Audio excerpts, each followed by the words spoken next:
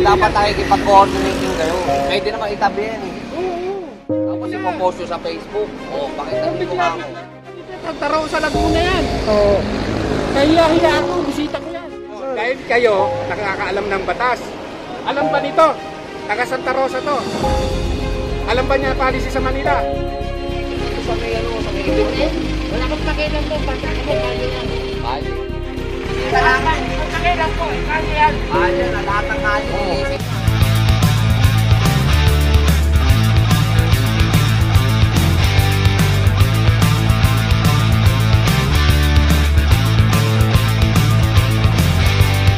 Okay mga ano, nandito po tayo sa Rizal Avenue.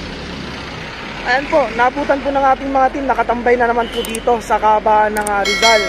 So time check po tayo, alas 12:23. May mga tao naman po kaya pinapalis na lang ng team. Okay.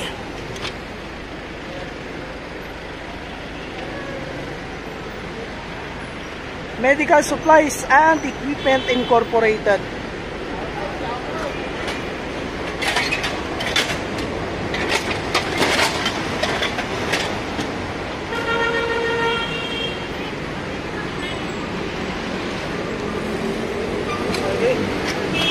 Second operation po natin to mga ano, remain po, ang gamit po natin ay cellphone, hindi po GoPro, kaya pasensya na po kayo sa pagbabago ng audio at ng video quality. Medyo maingay po, pati hangin naririnig.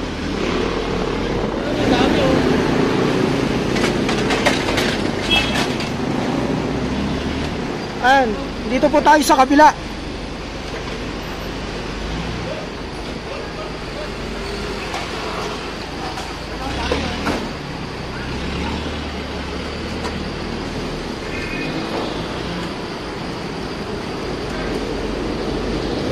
Grabe po yung mga nakaparada rito. May tao yung isang Toyota. Ayan, paalisin na lang. Tao! Ito wala.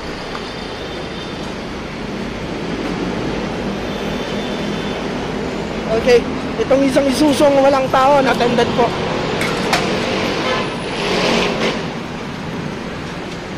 Kung kayo po may pupunta dito sa Rizal Avenue, huwag niyo pong hahayaan na mawalan ng tao yung inyong sasakyan. Kailangan yung driver nandito po. Ayan po, clamping zone, nasa taas po natin. Manila Traffic and Parking Bureau, clamping zone. Ayan, pinita near LRT Carriedo Station. Ayan, so ito po yung naklamp at saka yung isa na nadaanan natin, unattended. Illegally parked po. Lahat po sila yung nakaparada po dito sa kalsada. Kung makikita nyo naman po, pinagbibigyan pagka may driver, ayan, pinapalis lang. Subalit pagka wala pong driver, ayan, matutuluyan po talaga, makaklamp. Ayan na po yung notice. Also, ayan po, napakalaki ng signage sa taas, no parking.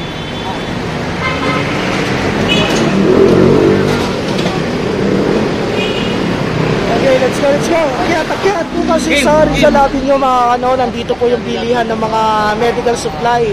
Kaya marami pong pumaparada at saka bumibili dito. Subalit kailangan po talaga, tayo lang po, wag niyo pong iiwan na walang tao ang inyong sasakyan.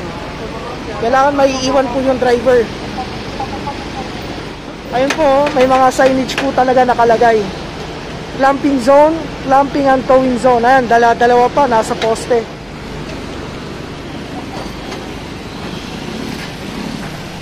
Okay, street corner. Tao.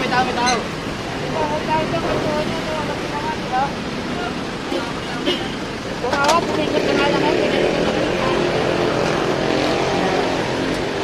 Para tayo nagbabaliwalaan. Pajero. Ito po sila naghihintay habang bumibili sa mga medical equipment.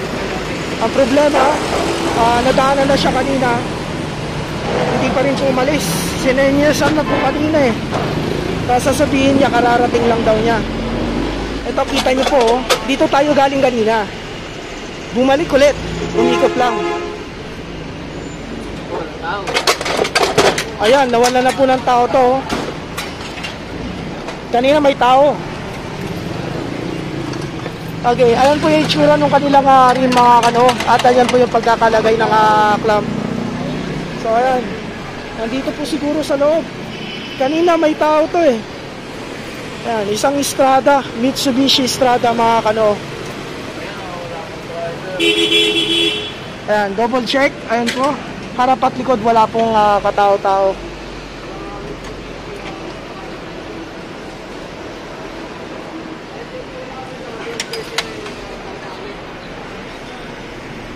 Okay, so ayan po, time check po muna tayo ulit. Alas 12:31 na po. Ayan. Tablit lang ho.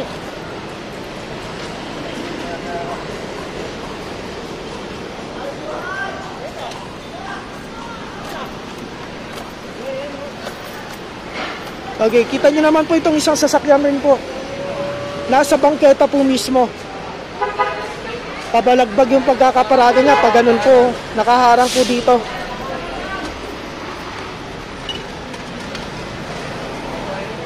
Ayan po, kasalukuyan po nilalagyan ng clamp itong isang Hyundai. Kita nyo naman po, bangketang bangketa yung pagkakaparada. Okay. Ayan, shoutout po kay sir, maraming salamat po. Shoutout sa business ko, kay Shasha, nasa mesa. Nireklamo ko yung sa Zamora.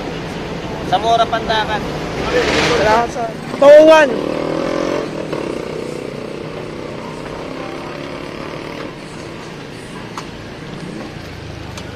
Okay, wala pong tao sa harap at likod, nakaparada sa kalsada, isang Honda Fit. Tama, Honda Fit.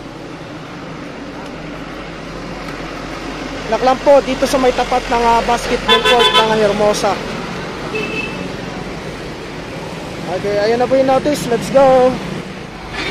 Juan Luna, corner ng Binita Street. Ayun, isang Mazda po, kulay pula. May tao po ba? Wala. Okay, harap at likod, wala pong tao. May damages po yung kanyang rim. Time check po tayo, 1:00 eksakto. Hindi po natin alam kung saan po yung driver nito, kung sino po siya, nung trabaho. Pero isa lang po ang mahalaga dito, nakaparada po siya sa bawal, Mazda 3. Ayan. Makikita nyo naman po, walang mga nakaparada, ito lang po nag-iisa.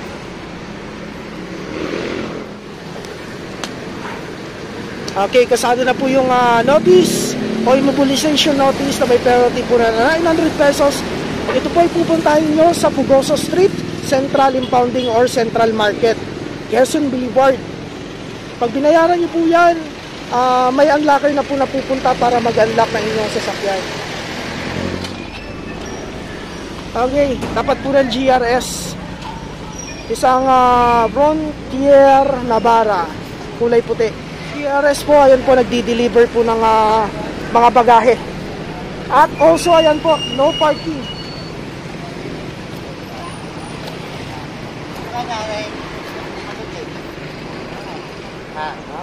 Aray dyan ka dito ako dati.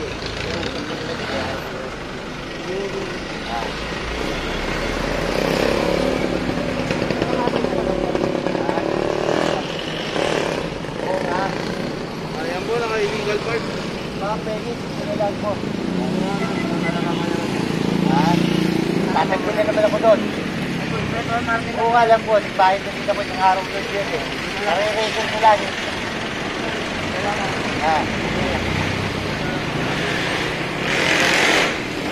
Nare-record lang daw po ng sasakyan ni tatay, pero pumarada ulit siya sa bawal.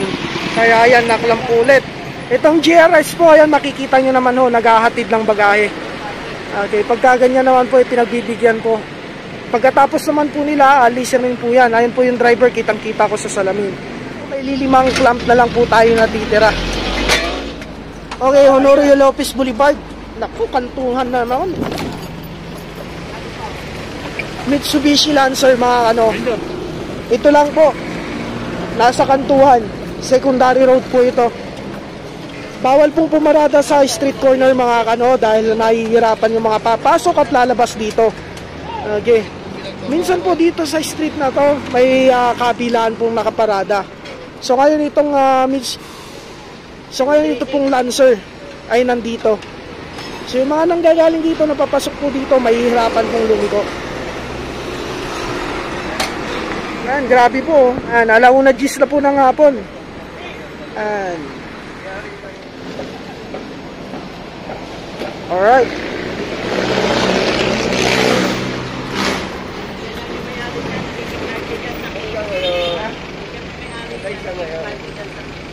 Nakikiparty.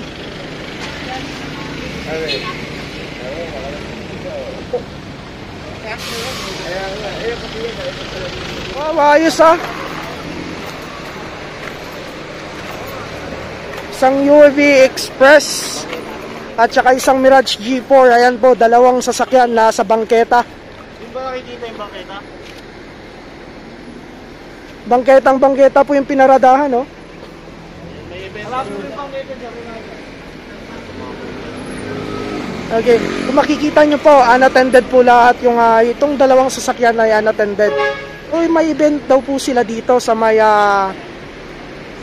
Ethan King. Kaso hindi naman po yung rason para maging paradahan nila yung bangketa.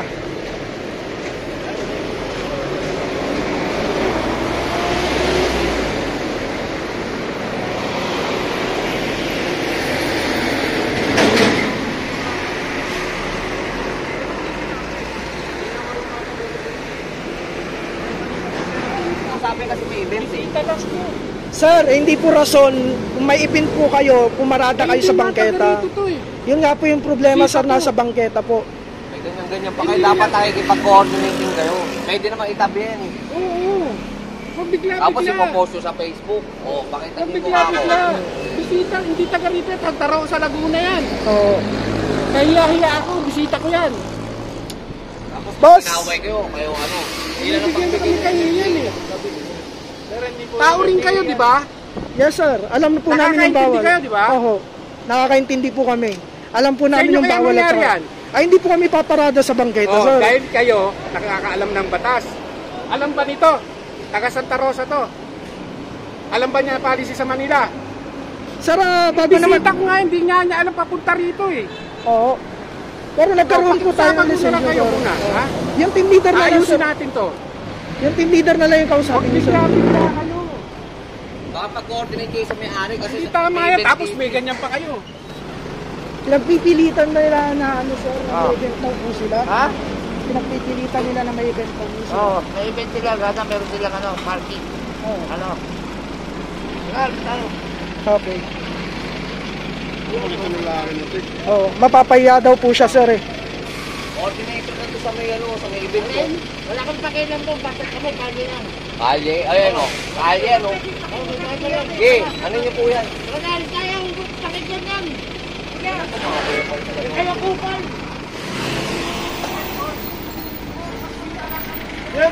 Boss, grabe sumagot yung ano mo, yung tao mo, eh. Sabi ko, di ko makipag-coordinate po na kayo. Dahil kami mga... Bisita namin. Pakilang po, kanya yan. Kalye na, lahat ng kalye. Iisip nyo ha. Lahat ka na. Ba't walang club yung iba? Kapag paliwanag sa ano? Kasi Paano magtatanggal to? Dadala mo kayo sa office. Malayo pang lugar yan, kuya. Kupal to, kupal. Kuya, kami Ako na makikiusap. Wala na. Kaya boss, kaya nga po, kupal. Siraulo na yung pag-uusap yun. Siraulo na pag-uusap yun. Kami, kamarkilala kami ng Kaya bulo. kilala niyo. Mapanood kayo sa ano. Kaya lang po, tingnan mo naman kami mamimili. Kami makita na loto po yung mga.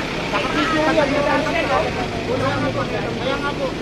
Kami ang bisita ron. Kaya nga po. Kami ang may palo. Dadala po kami sa office. Kupal yun. Kupal yun.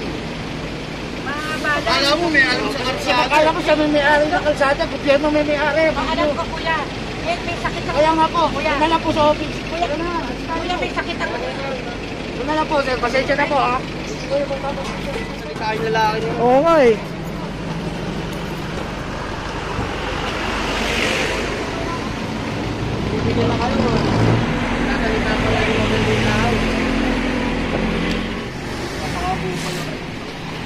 Toyota.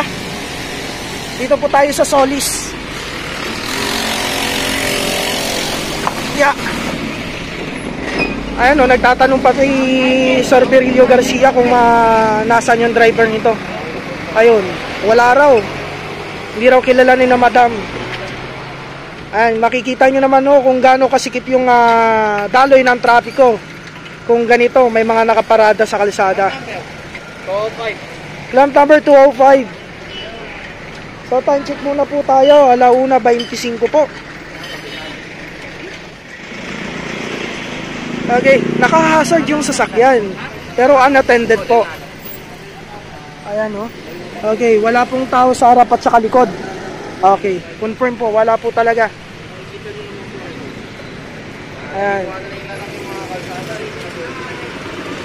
Ayan po, kung makikita nyo naman po yung daloy ng trapiko, talagang umiiwas sila dito sa sasakyan. How much more kung talagang sobrang traffic na. Okay, so ayan po mga ayan po yung buong kaganapan ngayong araw ng Martes, March 2, 2021. Ganap na oras po natin ay 1:41. So, ubos po yung lahat ng ating clamp.